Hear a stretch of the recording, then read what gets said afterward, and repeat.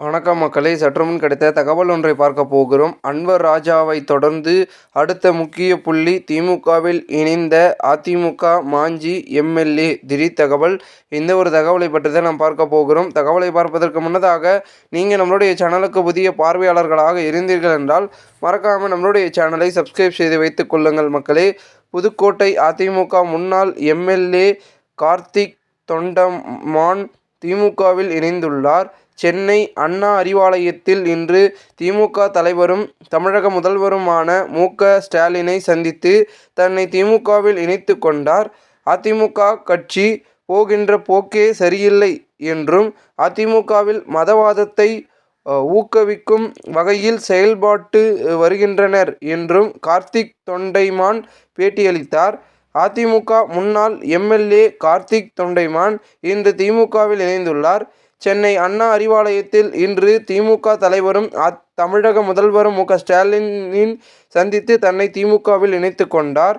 அதிமுக கட்சி போகின்ற போக்கே சரியில்லை என்றும் அதிமுகவில் மதவாதத்தை ஊக்குவிக்கும் வகையில் செயல்பட்டு வருகின்றனர் என்பதாலும் அக்கட்சியில் இருந்து விலகி திமுகவில் இணைந்துள்ளதாகவும் கார்த்திக் தொண்டைமான் கூறினார். இது தொடர்பாக அவர் செய்தியாளர்களை சந்தித்து கூறியிருப்பது, தமிழகத்தில் மதவாத சக்திகள் தலை தூக்க கூடாது என்றும் நோக்கத்துடன் முதல்வர் மு.க. ஸ்டாலினின் நல்லாட்சியில் தமிழகம் நன்றாக வளர்ந்து கொண்டு இருக்கின்றது. நான் அதற்கு உறுதுணையாக இருந்து அனைத்து கட்சி பணிகளையும் மாவட்ட கழகத்தில் இணைந்து நிச்சயமாக செய்ய தயாராக இருக்கிறேன் என்றும் உறுதி கூறுகிறேன் என்றார். அப்பொழுது செய்தியாளர்கள் எழுப்பிய கேள்விக்கு பதிலளித்த கார்த்திக் தொண்டைமான், அதிமுக மதவாத சக்தி கட்சிகளுக்கு உறுதுணையாக போகிறார்கள். அது எனக்கு பிடிக்கவில்லை. அவர்களது செயல்பாடுகள் சரியில்லை. கட்சி போகின்ற போக்கே சரியில்லை. இதனால்தான் திமுகவில் இணைந்தேன். இவ்வாறு அவர் கூறினார். மேலும் பாஜகவுடன் அதிமுக கூட்டணி அமைத்ததால் அதிருப்தியடைந்த அன்வர் ராஜா அக்கட்சியில் இருந்து விலகி அண்மையில் திமுகவில் இணைந்தார்.